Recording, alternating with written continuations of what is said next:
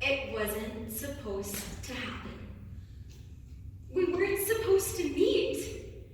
We lived 1,049 miles away from each other, but yet there we were, standing 2 feet apart, meeting for the first time. We had one day, one chance, one moment in history when the stars aligned under those Rocky Mountain, Alberta skies. Fate brought us to the exact same little church at the exact same time. As soon as our eyes meet, the world around me turns to slow motion. Because within a matter of seconds, I could see years with this man flash before my eyes. I could see us kissing as wild doves fly above our heads. I could see us burning the cookies as we dance in the kitchen. I could see myself walking down the aisle towards this stranger. I could even see us naming our first little puppy together.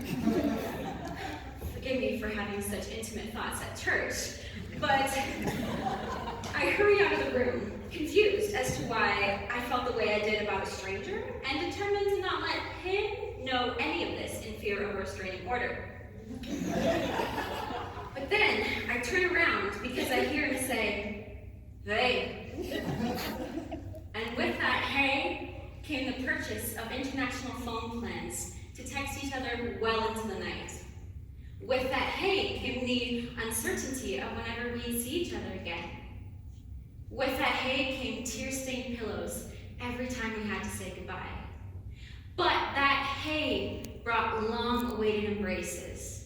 But that hey brought secret Pinterest boards of how we wanted to decorate our future home and wedding details.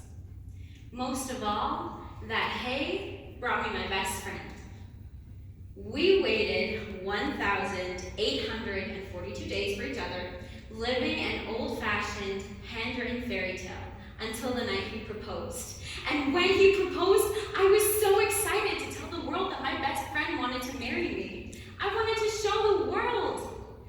And do you want to know what they had to say about it?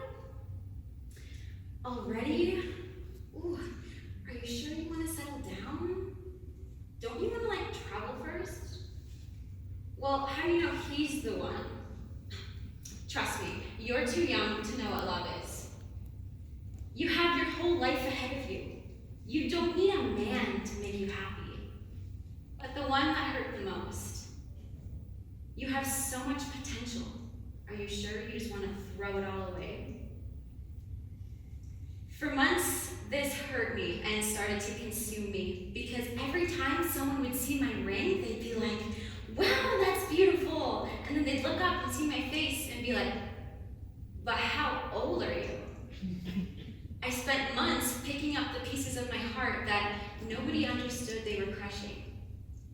Sitting here today, you were witnessing the first time I have ever willingly told my love story. And is this because love is unpopular? Our culture, our movies, and definition of success proves that love is in fact unpopular. Let's start with culture and examine public displays of affection, or PDA. In Morocco, Argentina, Peru, and Europe, kisses are exchanged between friends, and romantic couples publicly show their affection to each other. In North America, however, we allow only the elderly couples to have the occasional peck in public because it's cute, and it's so rare that we take pictures of them and make news out of it. Your child will only hold your hand till about age 6, or when people start to notice, or they won't have any more friends. Talking baby talk to babies or puppies results in the owner giving you an awkward smile and a quick nod and a burst of face to get away from you. Couples kissing in high school hallways are name-called and showered with eye rolls. We reserve the farthest back row of the movie theater for the couples to sit in so that our personal movie experience isn't ruined by their affection. In today's culture, public displays of affection result in just being told to get room. also unpopular in our conversations. Think about it. The most frequent conversation we have with people consists of, hi, how are you? Good, you? Good. Which, again, is followed by an awkward smile and a quick nod and a brisk pace to get away from them. But love is also unpopular in our compliments. We don't know how to do it anymore. I grew up watching Pride and Prejudice, thinking that, I don't know, maybe someday someone might ever feel so inclined to say, my feelings will not be repressed. You must allow me to tell you how ardently I admire and I love you. But that doesn't happen. In reality, if somebody likes you nowadays, then they'll comment, girl, you are so heart emoji, can't even! Fire emoji, fire. But our culture isn't the only proof that love is unpopular.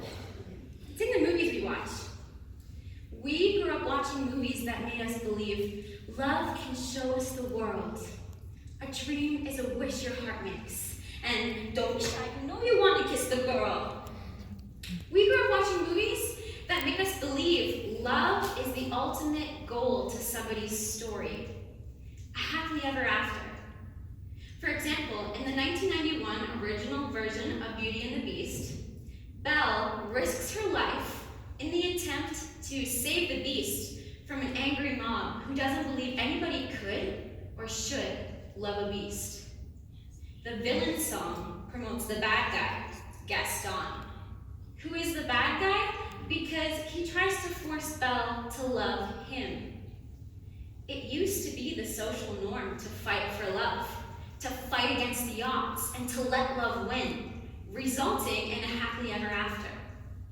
Now, let's contrast this movie to 2013's Disney movie of the year, Frozen. The villain song is called Love is an Open Door. The villain's song villainizes love. Prince Hans is the villain, spoiler alert, who uses the vulnerability of love in an attempt to steal the kingdom and betray Princess Anna's heart.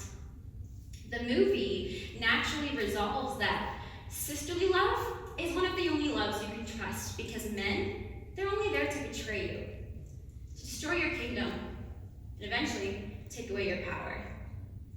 Instead of fighting an angry mob for love, the princess has to fight the prince in order to get love.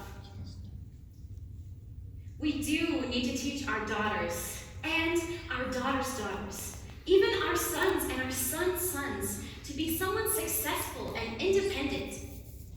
But can you be someone successful and someone in love? The correct definition of feminism is the advocacy of women's rights on the basis of the equality of the sexes. So basically, anybody who treats both men and women with equal respect can be considered a feminist. But somewhere in its definition, we began to think that in order to be an independent woman, or in order to be an independent man, or in order to be successful in life, we need to do it alone. We have sanitized our society from love. Society tells us that love will hurt you. Love isn't like the movies. Love will get you sued. Love will take away everything that you own. Love will chain you down. Love will take away your independence. Love is naive. Love is weak. Love is blind. But the thing is, love isn't blind. True love isn't any of this. True love sees your dreams, sees your fears, sees your flaws, your hopes, your victories, your human qualities, and love loves you anyways. I'm here to tell you that I understand you. I understand you have been hurt. You are a part of a society that is just one big, bleeding, broken heart, desperately trying to pick up the pieces as you defend yourself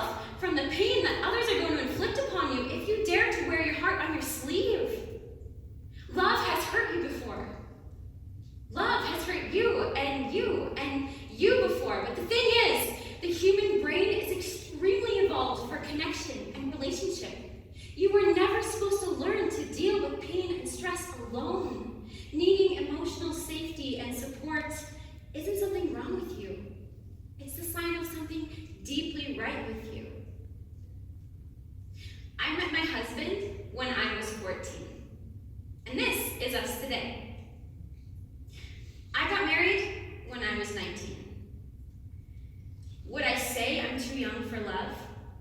No, because I first shook his hand when I was 14. I first held my baby sister in my arms when I was 4. I first tasted chocolate cake at the age of 2. And I first fell asleep in my mom's arms at the age of 1 day old. Audrey Hepburn said, "The best thing to hold on to in life is each other." Don't you get it? We've been falling in love our whole lives, but somewhere along the way, love hurt you, and love became the bad guy.